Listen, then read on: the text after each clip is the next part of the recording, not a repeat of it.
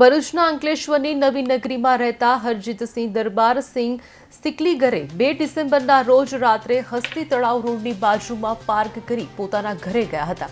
તે દરમિયાન રાત્રે 1 વાગ્યાના અરસામાં પાડોશી તેઓના ઘરે આવી તેઓની રિક્ષામાં આગ લાગી હોવાનું કહેતા તેઓ સ્થળ પર દોડી આવ્યા હતા અને બૂમાબૂમ કરતા અન્ય પાડોશીઓ ભેગા થઈ ગયા હતા અને પાણીનો છંટકાવ શરૂ કર્યો હતો।